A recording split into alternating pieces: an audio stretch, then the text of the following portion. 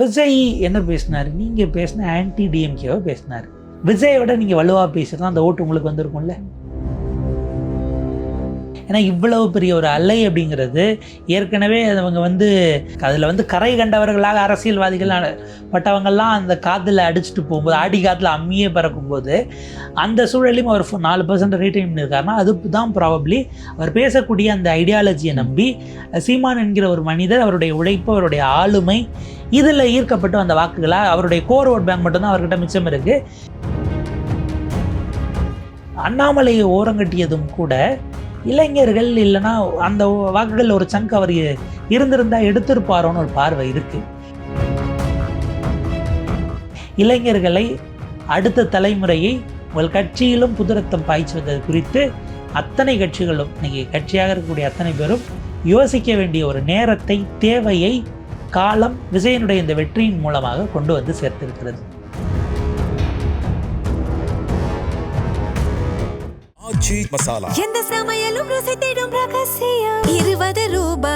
வாக்தம்லா பார்வையாளர்களுக்கு வணக்கம். பத்திரிகையாளர் புன்னைவளவன் நம்முடன் இருக்கிறார், அவருடன் பேசலாம். வணக்கம் சார். வணக்கம் சார். அதிமுக வேண்டாம், திமுக வேண்டாம் அப்படிங்கிற ஒரு இதுவும் இந்த இதில் பார்க்க முடியுது. ஒரு 3வது ஒரு கட்சிக்கு வாக்களிச்சிருக்காங்க. இதுக்கான ஒரு வாய்ப்பு ரொம்ப காலமாகவே சீமானுக்கு இருந்துகிட்டே இருக்கு. ஆனால் சீமான மக்கள் தேர்ந்தெடுக்கலாம். அதை எப்படி பார்க்குறீங்க?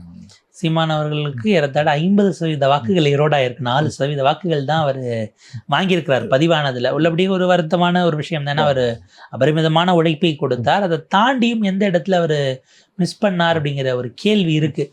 அவர் ஏற்கனவே ஒரு அயற்சியில் தான் இருந்தார். விஜய் வந்தபோது குறிப்பாக தேர்தல் பிரச்சாரங்களில் அவர் பேசியதெல்லாம் நம்ம பார்க்கும்போது ஒரு பெரும் அயற்சிங்கிறத பார்க்க முடிஞ்சது. ஆனால் அந்த 4% அவர் ரீட்டைன் பண்ணதே என்னை கேட்டால் ஒரு பெரிய விஷயமோ நான் பார்க்குறேன்.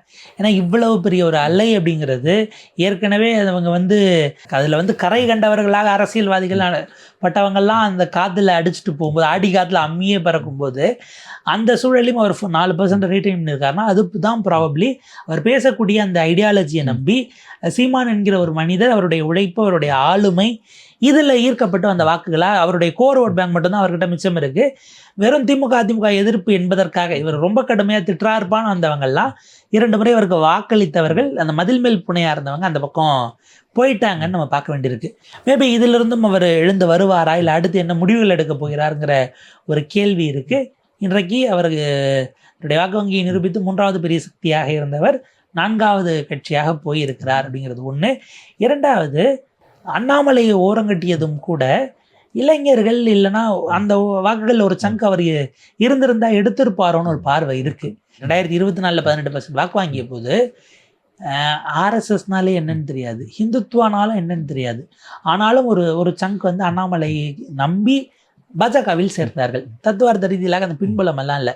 அவர் பேசுனது அப்படிங்கிறது துடிப்பாக இருக்காரு, பயப்படாமல் எதாக இருந்தாலும் கேட்குறாருப்பா, அடித்து பேசுகிறாருயா, இப்படிதாங்க திமுக அதிமுக கேள்வி கேட்கணும் அப்படின்னு ஒரு பெரிய ஃபேக்ஷன் வந்தது.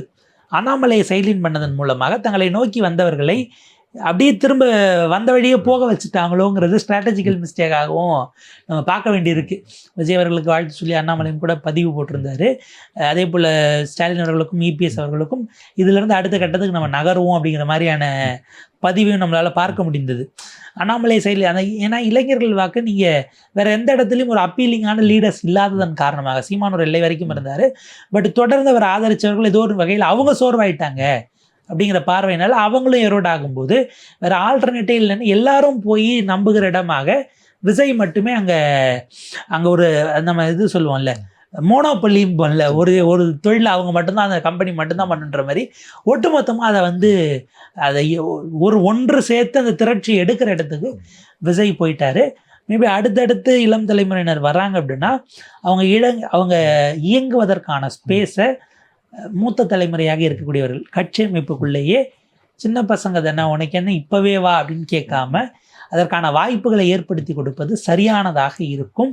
மேபி சீமானவர்கள் 3% வரைக்கும் அவருக்கு அடி வாங்கணும்னு எதிர்பார்த்து 4%, அதாவது பாதிக்கு பாதி 50% அப்படிங்கிற லாஸ் இருக்குது. பார்ப்போம் இதிலிருந்து அவர் எப்படி மீண்டு வருகிறார். தொடர்ந்து நாங்கள் போராடிக்கிட்டு தான் இருப்போம்னு ஒரு வீடியோ போச்சு. அது எந்த எலெக்ஷன் சமயத்தில் பேசினதுன்னு தெரியல. ஒரு மாதிரி உடைந்து போய் அவர் பேசிய வீடியோ ஒன்றும் வைரல் ஆகிட்டு இருந்தது. எப்போ பேசியிருந்தாலும் அது இன்றைக்கும் பொருந்தது. இது முடிவு அல்ல, ஒரு புதிய பயணத்திற்கான தொடக்கம் அப்படிங்கிற இடத்திலிருந்து தலைவர்கள் அப்படித்தான் திரும்ப திரும்ப திரும்ப வருவார்கள். உங்களுடைய போராட்ட குணம் இருக்கிற வரையில் மக்களுக்காக அவர்களின் குரலை நீங்கள் ஒலிக்கிற வகையில் ஏதோ ஒரு சந்தர்ப்பத்தில் உங்களுக்கான அங்கீகாரத்தை மக்கள் நிச்சயமாக கொடுப்பார்கள். வெறும் பதவியில் கொண்டு போய் அமர்த்துவது மட்டும்தான் அங்கீகாரம்னு நீங்கள் நினச்சிங்கன்னா அதை தாண்டியும் மக்கள் வெவ்வேறு விதத்தில் அவங்க அன்பை வெளிப்படுத்துவாங்க அப்படிங்கிறது தான் நம்ம எல்லா தலைவர்களுக்கும் சொல்ல வேண்டியதாக இருக்குது.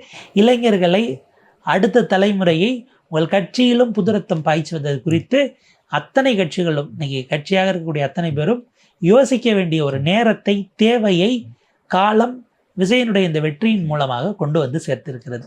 அதிமுக தொடர்ந்து 2 முறை தோத்ததில்லை அப்படின்னு சொல்லி 8 முறை தோத்துருக்காங்க. அது மட்டும் இல்லாமல் ஒரு எதிர்கட்சியாக கூட இல்லை, அவங்க 3ஆவது இடத்துக்கு போயிருக்காங்க. அதிமுக எங்கே கோட்டை விட்டதுன்னு நினைக்கிறீங்க?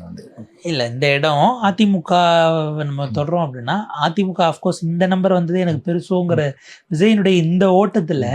ஏன்னா கடந்த 5 ஆண்டுகளாக அவங்க ரொம்ப பெருசாக, ஏன்னா அவருக்கு உள்ளுக்குள்ளே இருந்தே அவ்வளவு நெருக்கடிகள் ஓடிக்கிட்டு இருந்துச்சு. எடப்பாடி பழனிசாமி அவர்களுக்கு நான் வேறு கடந்த முறை சொன்னதை போல் இந்த வருஷம் பிப்ரவரி 24 தான் அவர் நிம்மதியாக விட்டாங்க சசிகலா அம்மா. அவங்க கட்சி ஆரம்பித்த பிறகு தான் அந்த கட்சிக்கு யாருக்கும் சம்மந்தம் இல்லை, நான் தான் முழுதலை கண்ட்ரோலுக்கு எடுத்தேன்னு அவர் இன்சார்ஜ் எடுத்ததே இந்த பிப்ரவரி 24 தாங்கிறது இருக்குது. இதற்கு நடுவில் அந்த கேடஸை அவர் கன்வின்ஸ் பண்ணியிருந்திருக்கிறார் அப்படிங்கிறது தான் அந்த எண்ணிக்கையிலிருந்து நமக்கு தெரியக்கூடியதாக இருக்கிறது. மோசமான சூழ்நிலையிலும் கூட இவ்வளவு தூரம் இதில் ஒன்று, பாமகவோட அவங்களுக்கு நல்ல கெமிஸ்ட்ரி என்பது களத்தில் ஒர்க் அவுட் ஆகிருக்கு. பாஜகவினுடைய வாக்குகள் சில இடங்களில் தேவைப்பட்ட இடங்களில் டிரான்ஸ்ஃபர் ஆகிருக்கு. பட் அதிமுக வாக்கு பாஜகவுக்கு போகலைங்கிற மாதிரிலான சில ரீடிங்ஸும் இருக்குது. ஏன்னா உங்களுக்கு வந்திருக்கக்கூடிய முடிவுகளை வச்சு பார்க்கும்போது அது அப்படி தான் ரீட் பண்ண வேண்டியதாக இருக்குது. அப்போ ஏதோ ஒரு புள்ளியில் ஐ திங்க் ராயபுரத்தில் ஒரு ஜெயக்குமார் அவர்கள் கட்டுத்தொகையை இழக்கிற அளவுக்கு அது 18,000 வாங்கியிருக்காரு. சென்னையில் பார்த்தீங்கன்னா நிறைய இடங்களில் அதிமுக வேட்பாளர்கள் ரொம்ப குறைவான தொகை 17-18 அந்த அளவில் இருக்காங்க. அப்போ நீங்கள் தலைநகரத்தை இழக்கிறீர்கள்ங்கிறத தாண்டி தெரிந்தோ தெரியாமலோ தலைநகரத்துக்கு தான் முக்கியத்துவம் கொடுக்கக்கூடிய இடம் வந்துருச்சு. அது சரியாக தவறானா வேற விவாதம். பட் அங்கே உங்களுடைய ஹோல்டு இல்லைன்னா அதுவே பிரச்சனைக்குரியதாக அல்லது கேள்விக்குரியதாக மாறுகிறது அப்படிங்கிற ஒரு பாயிண்ட் இருக்குது. இபிஎஸ் அவர்கள் கடந்த 5 ஆண்டுகளில் மேபி அந்த இன்டர்னல் தொல்லையெல்லாம் இருந்ததுனால அவர் எதுவும் செய்ய முடியாமல் போயிருச்சா? ஏன்னா நீங்கள் 3 தேர்தல்களாக தோல்விக்கு பிறகு குறைஞ்சது பொறுப்பெடுத்திருக்கணும்.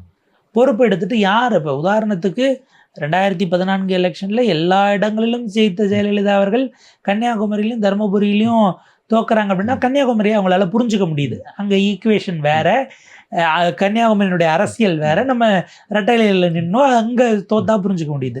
தர்மபுரியில் ஏதோ நடந்திருக்குன்னு கேபி முனுசாமி அதற்கு பிறகு கட்சி ரீதியிலாக அவரை ஓரங்கட்டக்கூடிய அந்த வேலையை செய்கிறாங்க.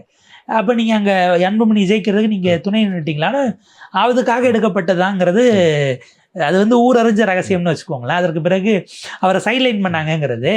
அப்போ தென் மாவட்டங்களில் உங்களுக்கு நீங்கள் 3ஆவது இடம் போகிறீங்க, தாமரைக்கு கீழே போகிறீங்க. கொஞ்சம் தப்பிச்சோம் பிழைச்சோம்னு தான் நீங்கள் 4ஆவது இடம் போகாமல் டீப் சவுத்தில் இருந்தது ஒரு தொகுதியில். அப்போ அதற்கு யாரை பொறுப்பாக்கினீங்க? பொறுப்பாக்கிட்டு புதிய ஆட்கள் அங்கே போட்டிங்களா? போட்டவங்களை வச்சு திரும்ப மீட்கிறதுக்கு என்ன முயற்சி பண்ணீங்க? இதெல்லாம் நீங்கள் கட்சி கட்டமைப்பை வலுப்படுத்துவதற்கு செய்யலைங்கிறது தான் பிரதானமான குற்றச்சாட்டை நம்ம வைக்க வேண்டியிருக்கு. இன்னொன்று, விஜய் என்ன பேசினார்? நீங்கள் பேசின ஆன்டி டிஎம்கேவை பேசினார். விஜயோட நீங்கள் வலுவாக பேசுகிறதா அந்த ஓட்டு உங்களுக்கு வந்திருக்கும்ல. விஜயோட வலுவான நம்பிக்கையை அவங்க 2 பேர் மீது நம்பிக்கை இல்லாமல் போனாலும் போகிற நிலைமையில் இருந்தவங்களையும் கூட இந்த 5 வருஷம் ஏடிஎம்கே வேறு மாதிரி இருக்குப்பா, ஜெயலலிதா அம்மாவுக்கு பிறகு இவர் இப்போ எதிர்கட்சி தலைவராக இவர் நல்லா தான் போய் கேள்வி கேட்குறாரு, அடிச்சு தரவுகளோட போகிறாரு, ரோட்டை மறித்து நமக்காக நிற்கிறாருப்பா அப்படிங்கிற இமேஜை நீங்கள் பில்டப் பண்ண தவறிட்டீங்க. மீடியா உங்களுக்கு கவரேஜ் கொடுக்கல அப்படின்னு ஒரு விமர்சனத்தை வச்சிங்கன்னா அதில் ஓரளவுக்கு நியாயம் இருக்கலாம்னு கூட நான் வச்சுக்கிறேன். நீங்கள் ரோட்டை மறைச்சிருந்தீங்கன்னா எந்த மீடியா கவரேஜ் கொடுக்காம போகும்? இருக்கிற இடத்துக்கு தவிர்க்க முடியாதுன்னு வர வைக்கிறதுக்கான விஷயத்தை நீங்கள் முடிவு பண்ணி இருந்திருக்கணும். அதுக்காக டெய்லி போய் ரோட்டை மறிக்கிறது நம்மளுடைய நம்ம அப்படி சொல்ல வரல. ஆனால் நீங்கள் நினைத்தால் உங்களை இதில் பாதி நாள் நீங்கள் சேலத்தில் இருந்து பேட்டி கொடுத்தீங்கன்னா சார் அது ஸ்ட்ரிங்கர் சார், கீழே ஸ்க்ரோல் நியூஸாக போகும் சார். சென்னையில் நின்றுட்டு நீங்கள் ஏர்போர்ட்லேயோ இல்லை சென்னையில் எங்கிட்டு நின்று பைட்டை போட்டாலும் அது நேஷனல் நியூஸு. ஏன்னா இங்கே நேஷனல் ஏஜென்சி ஏஎன்ஏ இருப்பாங்க, எடுத்தாங்கன்னா ஏஎன்ஐயோ ஐஏஎன்எஸோ எடுக்கிறாங்கன்னா அது நேஷனல் நியூஸு. நீங்கள் அந்த விஷயத்தை பயன்படுத்திக்கல. இன்னும் இதாக இருந்து, நான் இந்த உதாரணத்துக்கு 91 எடுப்போம்னா ஜெயலலிதா அவர்கள் இருந்தாங்க. ஜெயலலிதாவுக்கு எதிராக கடுமையாக திமுகவும் எதிர்த்த வைக்கோ அன்றைக்கி ஜெயலலிதாவையும் தான் எதிர்த்தார். சுப்பிரமணியன் சாமி அவ்வளோ வேலை பார்த்தாரு, எடப்பாடி ராமமூர்த்தி இவங்க எல்லாம் பண்ணாங்க. ஆனால் திடீர்னு உடச்சிட்டு வந்த மூவ் பண்ணார். திமுகவோட சேர்ந்து மொத்தமாக அதிமுக எதிர்ப்பு அறுவடை பண்ணி ஸ்வீப் பண்ணி கூட்டணியாக 200 தாண்டி போனாங்கல்ல. அந்த இடத்துல அதை பயன்படுத்தி கொண்டார். ஏன்னா வெறும் ஒற்றை இலக்கத்தில் தான் ஜெயித்த பதவியை ராஜினாமா பண்ணிட்டார் கலைஞர், இருந்த 2 பேரில் மதிமுகவுக்கு சப்போர்ட்டுங்கிற மாதிரி ஆச்சு. இந்த ஒரே ஒருத்தர் தான் இதை வச்சு உள்ளுக்குள்ள கட்டமைப்பை வலுவாக வைத்து அந்த கட்டமைப்பை இயக்கத்திலே வச்சிருந்தாங்க. நீங்கள் திமுக காரங்க மட்டும் ஆட்சியில் இல்லைனாலும் அவங்க ஆக்டிவாக தான் இருப்பாங்க. ஆக்சுவலாக அவங்க ஆட்சியில் இல்லைன்னா ரொம்ப ஆக்டிவாக இருப்பாங்க. திடீர்னு அண்ணா பிறந்தநாள்பாங்க, கலைஞர் பிறந்தநாள், இல்லை ஸ்டாலின் பிறந்தநாள், திமுகவினுடைய முப்பெரும் விழா, ஏதோ ஒன்று போட்டு ஒரு வேலை செஞ்சுக்கிட்டே இருப்பான் ஊரில். அந்த இயங்கக்கூடிய இடத்துல வந்து கட்சி கேடஸை அவர் என்கேஜ் பண்ணாமல் விட்டுட்டார் எடப்பாடி பழனிசாமி அவர்கள் அப்படிங்கிறது தான் அந்த ஒரு விமர்சனம் இருக்குது. அவர் இவ்வளோ விஷயங்கள் செஞ்சிருந்தாலும் இந்த கட்சியினுடைய கட்டமைப்பு உங்களை காப்பாற்றி இருக்கிறது. இந்த ஒரு அல்லையில் மொத்தமாக நகர்ந்துடாமல் உங்களுக்கு சேதம் ஏற்பட்டிருந்தாலும் கூட ஒரு கௌரவமான இடத்துல தான் கொண்டு போய் நிப்பாட்டி இருக்கு. இதுக்கப்புறம் இந்த இடத்துல இருந்து எப்படி மேல் நோக்கி மறுபடியும் ஒரு கிராஃபை கொண்டு வரதுங்கிறது தான் இப்போ எதிர்கட்சி தலைவர்னு சொல்ல முடியாது. மரியாதைக்குரிய முன்னாள் முதலமைச்சர், முன்னாள் எதிர்கட்சி தலைவர், மேபி பொறுப்பு எடுக்கிற வரைக்கும் வேணா எல்லோபின்னு சொல்லிக்கலாம். அப்படிங்கிற வகையில் அவர் பரிசீலிக்கணும் அப்படிங்கிறது நம்முடைய பார்வையாக இருக்குது.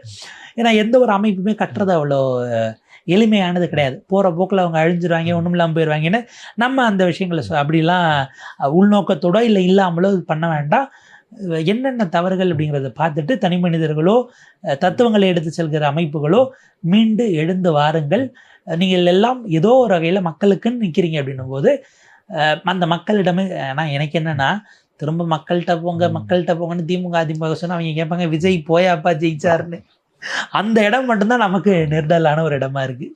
ஓகே சார், நன்றி. மிக்க நன்றி.